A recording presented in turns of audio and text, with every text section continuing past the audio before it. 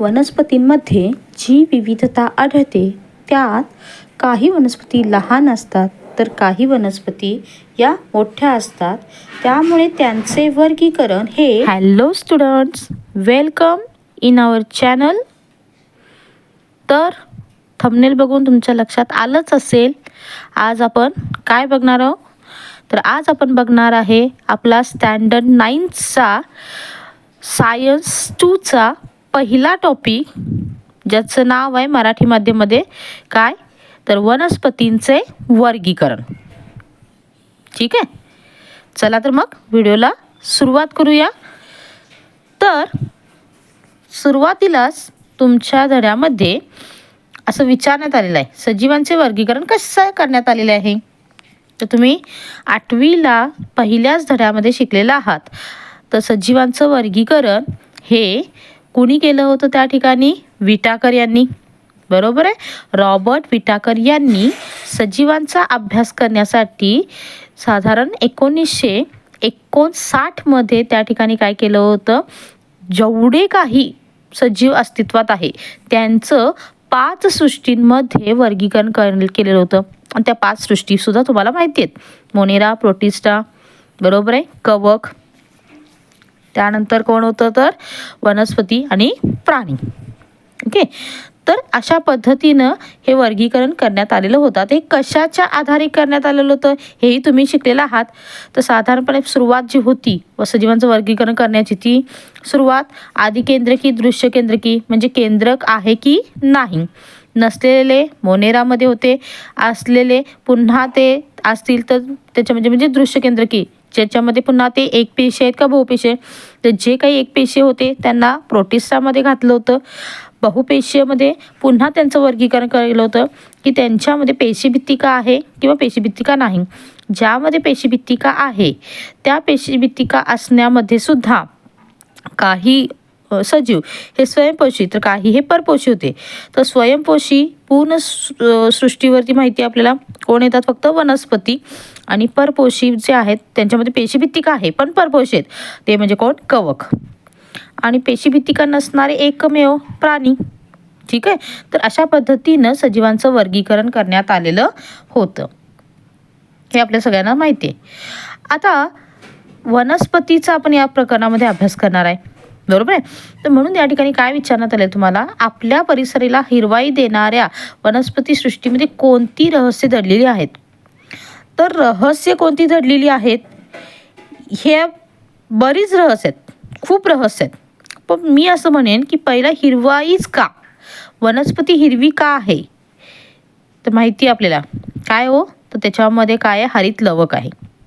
आणि हे हरित लवक आहे म्हणूनच त्या स्वतःचा अन्न स्वतः तयार करतात, स्वयंपोषी आहेत आणि इतरांचं काय करतात, त्या अन्न म्हणून स्त्रोत ठरतात. लक्षात, हे आपल्या या ठिकाणी विसरून चालणार नाही. पण ही जी वनस्पती आहेत आपल्या आजूबाजूला, सध्या पावसाचे दिवस आहेत, माहिती आहे, पावसाळा सुरू झाला की सगळीकडे निसर्ग हिरवागार आपल्याला पाहायला मिळतो. बरोबर आहे का, निसर्ग किती सुंदर असतो आपल्याला सगळ्यांना माहिती आहे. तर हा हिरवागार निसर्ग पाहत असताना सगळीच झाडं ही एकसारखी नाही आहेत, त्यामध्ये काही काय आहेत, लहान आहेत तर काही मोठी आहेत. बरोबर आहे, हे सगळ्यांना माहिती आहे. मग ही जी वनस्पती सृष्टी जी आहे जिचा आपण अभ्यास करणार आहे, वेगळं तिच्यामध्ये पेशीपेक्षा वेगळा अंगक म्हणजे कुठलं, हरित लवक, जी प्रकाश संश्लेषण करू शकते.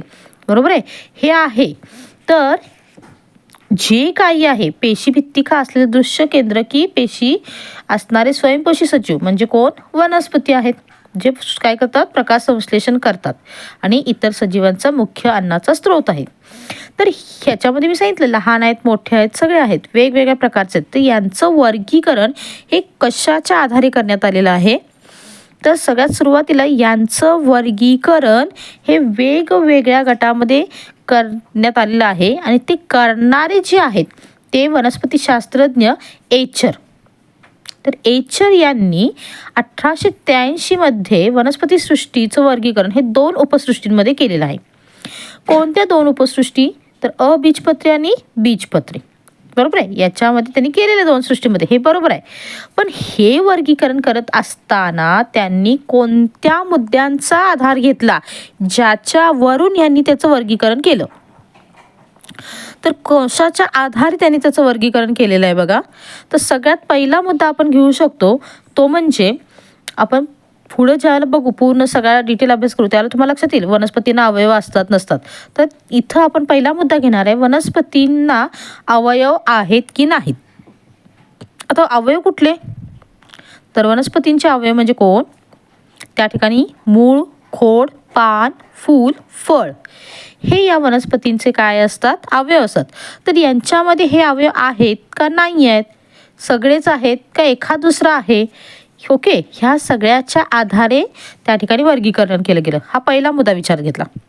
दुसरा मुद्दा विचारात घेतला तो म्हणजे कुठला घेतलेला आहे त्या ठिकाणी? तर आता आपण झाडाला पाणी घालतो तर झाड जगते, बरोबर आहे. अन्यथा का होतं? ते सुकून जातं. म्हणजेच या ठिकाणी जे पाणी आपण घातलेलं आहे ते झाडाला वरच्या भागापर्यंत पोहोचवलं जातं आणि ते पोहोचवण्यासाठी त्याच्यामध्ये काय असतात? वाहिन्या असतात, ज्याला आपण जलवाहिनी म्हणतो. आणि त्याच पद्धतीनं पानांमध्ये जे अन्न तयार केलं जातं ते सुद्धा इतर भागांना पोहोचवलं जातं, ज्याला काय म्हटलं जातं? ते पोहोचवण्यासाठी ज्या वाहिन्या असतात त्याला म्हटलं जातं रसवाहिनी. ठीक आहे. तर सगळ्याच वनस्पतींमध्ये ह्या जलवाहिन्या आणि रसवाहिन्या असतात असं नाही.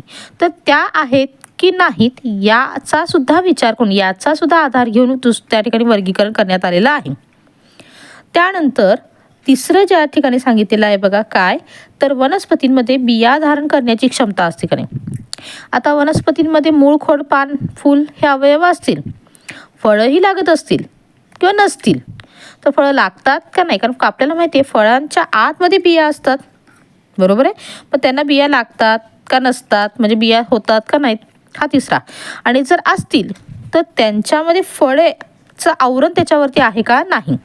ओके, तर अशा पद्धतीनं या ठिकाणी काय केलेलं आहे तर आधार घेतलेला आहे. आणि मग जर फळे असतीलच तर त्या फळांमध्ये ज्या बिया आहेत त्या बीजपत्रांची संख्या किती आहे? 1 आहे की 2 आहे? म्हणजे 1 असेल तर तुम्ही शिकला होता 1 बीजपत्री आणि 2 असेल तर त्याला द्विबीजपत्री असं म्हटलं जातं. हे तुम्ही 7वीतच शिकलेला आहात, बरोबर आहे. तर ह्या साऱ्या मुद्द्यांच्या आधारे त्या ठिकाणी काय करण्यात आलेलं आहे? वनस्पती सृष्टीचं वर्गीकरण हे या ठिकाणी अबीजपत्री आणि बीजपत्री याच्यामध्ये करण्यात आलेलं आहे. आता हे जे अबीजपत्री आहे त्याचं पुन्हा त्या ठिकाणी 3 विभागामध्ये काय करण्यात आलेलं वर्गीकरण करण्यात आले. थॅलोफायटा, ब्रायोफायटा आणि टेरिडोफायटा. ठीक आहे. आणि बीजपत्रीमध्ये काय असतात त्यांच्यामध्ये? तर बीजपत्री जर घेतला तर त्या बीजपत्री उपसृष्टीमध्ये त्या ठिकाणी अनावृत्तबीजी आणि आवृत्तबीजी असं पुन्हा त्यांचं वर्गीकरण करण्यात आलेलं आहे.